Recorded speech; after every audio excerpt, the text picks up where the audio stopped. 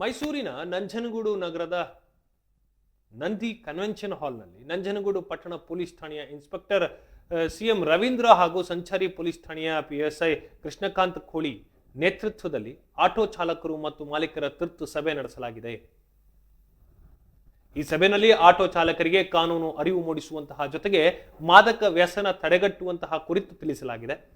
ಸಭೆಯನ್ನು ಉದ್ದೇಶಿಸಿ ಮಾತನಾಡಿದಂತಹ ಇನ್ಸ್ಪೆಕ್ಟರ್ ರವೀಂದ್ರ, ನಂಜನಗೂಡು ಐತಿಹಾಸಿಕ ಸ್ಥಳವಾಗಿದ್ದು ಪ್ರವಾಸಿಗರ ಸಂಖ್ಯೆ ಹೆಚ್ಚಾಗ್ತಾ ಇದೆ. ಹೀಗಾಗಿ ಆಟೋ ಚಾಲಕರು ಕಡ್ಡಾಯವಾಗಿ ಸಮವಸ್ತ್ರ ಧರಿಸಬೇಕು, ದಾಖಲಾತಿಗಳನ್ನ ಸಿದ್ಧವಾಗಿಟ್ಟುಕೊಳ್ಬೇಕು ಹಾಗೂ ಪಾರ್ಕಿಂಗ್ ನಿಯಮಗಳನ್ನ ಪಾಲಿಸಬೇಕು ಅಂತ ಸೂಚಿಸಿದರು.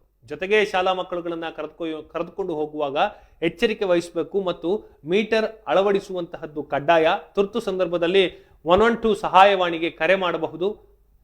ಇಷ್ಟೆಲ್ಲ ಮಾಹಿತಿಗಳನ್ನ ಇನ್ಸ್ಪೆಕ್ಟರ್ ತಿಳಿಸಿದರು. ಇದೇ ವೇಳೆ ಆಟೋಗಳಲ್ಲಿ ಮಾದಕ ವಸ್ತುಗಳ ಸಾಗಾಣಿಕೆ ಮತ್ತು ಹೆಚ್ಚಿನ ಹಣ ವಸೂಲಿ ಮಾಡಲಾಗ್ತಾ ಇದೆ ಎಂಬಂತಹ ದೂರುಗಳ ಬಗ್ಗೆಯೂ ಕೂಡ ಚರ್ಚಿಸಲಾಯಿತು. ಆಟೋಗಳಲ್ಲಿ ಡ್ರಗ್ಸ್ ಸಾಗಾಣಿಕೆ ಆಗ್ತಾ ಇದೆ ಅಥವಾ ಸೊಪ್ಪುಗಳ ಸಾಗಾಣಿಕೆ ಆಗ್ತಾ ಇದೆ ಅನ್ನೋದರ ಬಗ್ಗೆ ದೂರುಗಳು ಕೇಳಿ ಬರ್ತಾ ಇರೋದ್ರಿಂದ ಈ ಬಗ್ಗೆ ಪೊಲೀಸರಿಗೆ ಮಾಹಿತಿ ನೀಡುವಂತೆ ಚಾಲಕರಿಗೆ ಸೂಚಿಸಲಾಗಿದೆ. ಮಾಹಿತಿ ನೀಡಿದವರ ಹೆಸರನ್ನ ಗೌಪ್ಯವಾಗಿ ಇಡಲಾಗುವುದು ಅಂತ ಕೂಡ ಇನ್ಸ್ಪೆಕ್ಟರ್ ರವೀಂದ್ರ ಅವರು ತಿಳಿಸಿದ್ದಾರೆ.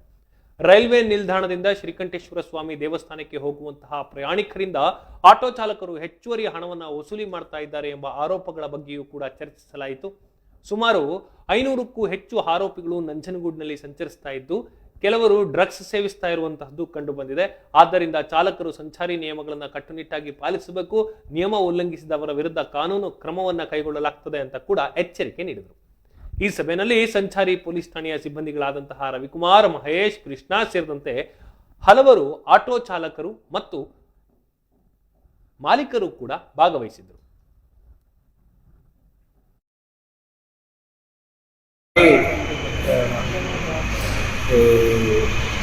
ಪ್ಯಾಸೆಂಜರ್ ಆಟೋಗಳದ್ದು ಒಂದು ಡ್ರೈವರ್ ಮತ್ತು ಓನರ್ಗಳದ್ದು ಮೀಟಿಂಗ್ ಮಾಡೋದಕ್ಕೆ ಇವತ್ತು ತೀರ್ಮಾನ ಮಾಡಿದ್ದೀವಿ. ನಮಗೆ ನಂಜನಗೂಡಿನಲ್ಲಿ ಇದು ಶ್ರೀಕಂಠೇಶ್ವರ ದೇವಸ್ಥಾನ ಇರತಕ್ಕಂತಹ ಐತಿಹಾಸಿಕ ಸ್ಥಳ ಆಗಿದ್ದು ಇದರಲ್ಲಿ ಪ್ರವಾಸಿಗರ ಸಂಖ್ಯೆ ಜಾಸ್ತಿ ಇದೆ. ಜೊತೆಗೆ ನಮ್ಮದು ಜಂಕ್ಷನ್ ಇದೆ, ಬೇರೆ 2 ಸ್ಟೇಟ್ಗಳು ಕೇರಳ ಮತ್ತು ತಮಿಳುನಾಡಿಗೆ ಜಂಕ್ಷನ್ ಇದೆ. ಹಾಗಾಗಿ ಪ್ರವಾಸಿಗರು ಜೊತೆಗೆ ಪ್ರಯಾಣಿಕರ ಸಂಖ್ಯೆ ಜಾಸ್ತಿ ಇದೆ. ಈ ಕಾರಣದಲ್ಲಿ ನಮ್ಮ ಆಟೋಗಳಲ್ಲಿ ಶಿಸ್ತು ಮತ್ತು ಅವರಿಗೆ ಕಾನೂನು ಅರಿವನ್ನು ಮೂಡಿಸಬೇಕು ಮತ್ತು ಈ ಡ್ರಗ್ಗೆ ಸಂಬಂಧಪಟ್ಟಂತೆ ಇರ್ತಕ್ಕಂತಹ ವಿಚಾರಗಳನ್ನು ನಾವು ಇವತ್ತು ಅವ್ರ ಜೊತೆ ಚರ್ಚೆ ಮಾಡಬೇಕು ಅಂತ ಹೇಳಿ ನಾವು ಇವತ್ತೊಂದು ಮೀಟಿಂಗನ್ನು ಮಾಡಿದ್ವಿ. ಆ ಮೀಟಿಂಗಲ್ಲಿ ಈಗ ಕಾನೂನು ಅರಿವಿಗೆ ಸಂಬಂಧಪಟ್ಟಂಗೆ ನಮ್ಮ ಆಟೋ ಡ್ರೈವರ್ಗಳಿಗೆ ಮೊದಲನೇದಾಗಿ ಸಮವಸ್ತ್ರದ ಬಗ್ಗೆ ಮತ್ತು ದಾಖಲಾತಿಗಳ ಬಗ್ಗೆ ಮತ್ತು ವೆಹಿಕಲ್ಗಳನ್ನು ಪಾರ್ಕಿಂಗ್ ಮಾಡೋ ವಿಚಾರವಾಗಿ ನಾವು ಮಾಹಿತಿಯನ್ನು ಶೇರ್ ಮಾಡಿದ್ದೀವಿ. ನಾಳೆಯಿಂದ ನಂಜನಗೂಡು ಟೌನಲ್ಲಿ ಅದನ್ನು ಇಂಪ್ಲಿಮೆಂಟ್ ಮಾಡೋದಕ್ಕೆ ಪ್ರಯತ್ನ ಮಾಡ್ತಾ ಇದ್ದೀವಿ.